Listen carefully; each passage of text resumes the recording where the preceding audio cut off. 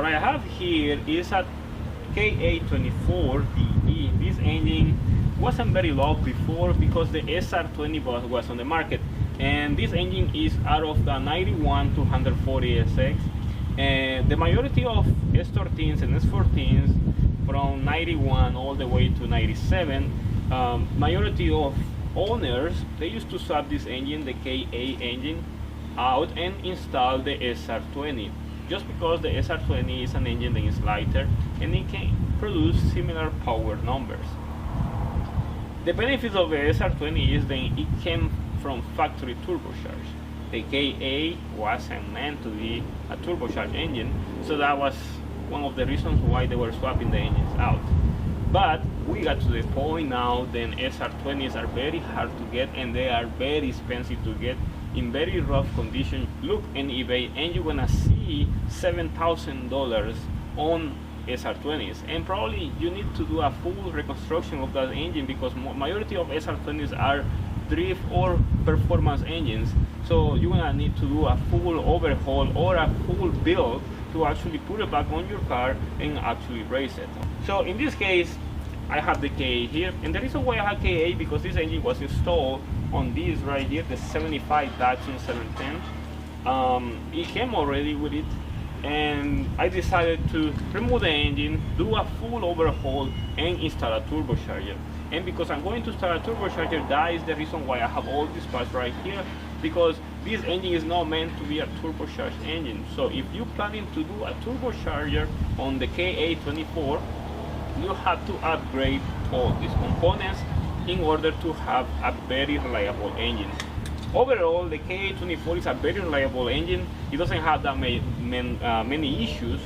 Actually, when I removed this engine, the connecting rod bearings were completely destroyed, and the engine was still running, and it wasn't making any noise or nothing. The reason why I removed the engine is because it was consuming a lot of oil. It was throwing smoke like crazy when you were driving it, and I decided to do a full build in this case.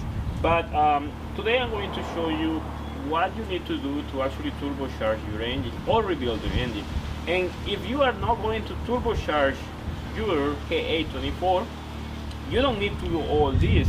But if you want to have a very reliable engine, even though then you are not going to turbocharge your engine, it's better than you do it.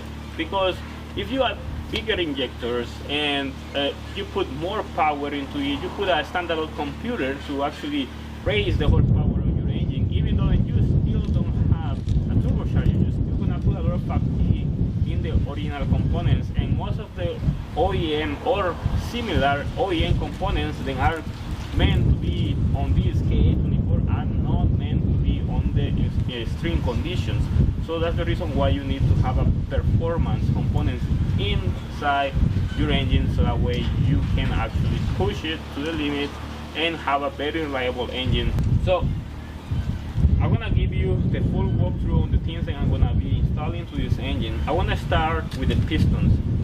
Why I start with the pistons? Because that is the most important component of the engine. Pistons are the ones that are going to be in charge to maintain the compression in the combustion chamber and the rings as well. So forged pistons are the ones that you need to actually buy. In this case, I am using 89.5 pistons, and these are a little bigger, so that means then we also have to work the engine block. So we have to bore out the engine block to actually fit these pistons, and that's the benefit of the KA24, because we have a steel iron block. This is very good for performance, so you don't need to do that many modifications to it. You don't need to actually install the slips on it. It will just work off the way it is, because the steel iron block is going to be very rough under any conditions. So that is the benefit of it. The only problem is that it's very heavy. But anyway, going back to the pistons, is then we are going to install these pistons. We upgraded piston rings, so that way we are gonna have the power that we need. We're gonna resist the power. After that, the second major important component will be the connecting rods. The connecting rods in this case are forged, and and they are going to be another main component of this engine, because they are going to actually transfer the power from the cylinder, the combustion chamber, all the way to the crankshaft, and then to the clutch and all the components that are after that. So it's very important, if you replace your pistons, you have to replace your connecting rods as well, so that way you can actually hold the power in the rotating assembly. In this case, the crankshaft was cut to 10 or 25 millimeters, and we're gonna need oversized bearings, and we are going to be using raised bearings. In this case, you can see the LCL bearings are very good bearings, and they are very good in price too. They are not too expensive compared to the Kings. Actually, the Kings are the best bearings you can get, to be honest, but the LCL bearings are okay bearings for racing applications. If you're planning to use your build for a daily, sometimes you're gonna be revving it here and there and doing some crazy burnouts and stuff like that. These bearings are very good for that. And if you are planning to do a very heavy pulls, like very extreme conditions, extreme performance, it's better you go with the Kings. The Kings are going to provide you better protection. Then these are the major important components when it comes to the rotating assembly. Then after that, we have other components that are studs, or cylinder studs and main studs, because these are going to hold the power down. So the cylinder head is going to be held by these, and these are going to be better than the OEMs. The studs, they have the benefit, then you can screw the stud in the cylinder block and then slide the cylinder head over it, and then put the nut on top, and that gives you the benefit that you are going to apply 100% of the torque, because there is not opposition from the top to the bottom, so the nut is just going to slide on top of the stud, and that's gonna give you a precise torque in your cylinder head and also your main bearing tabs.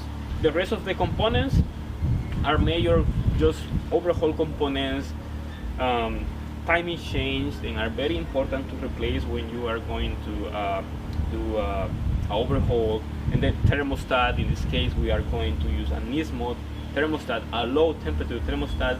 We're gonna use a fuel filter, high performance fuel filter. We're gonna be using a clutch, a high performance clutch, because we're gonna increase the power of the engine, so we need to increase the pressure of the pressure plate. And another performance component that has to be installed on your engine is the head gasket. The head gasket has to be a performance head gasket, because if you use just the conventional head gasket, it's not going to maintain the pressure that you are actually going to be applying to this engine. So as I said before, KAs are not engines that are meant to be turbocharged, so the head gasket is not meant for that. So adding a performance head gasket is going to help you to maintain the pressure seal in the combustion chamber, and plus the stud, and plus the pistons, the connecting rods. You're gonna have a 100% power increase on your engine, and that will help you to perform better and not have any issues. Very reliable engine means that you have to buy the appropriate parts for the application that you're gonna be using. In my other video, I am going to show you what you need to do to turbocharge your engine, not the components. In this case, I'm showing you the components to turbocharge a KA. But in my other video, I'm going to show you things that you have to do around the engine to actually make it ready for a turbocharger. It is not just to start the turbocharger, you have to do different type of modifications to actually make it work. But that will be the next video, so stay tuned. In my channel, I will post more videos about KAs and SR20s if I have the chance. And if you like the video, just like it and share it. Go to my Instagram page, Francisco Maya YouTube, you're gonna see more stuff.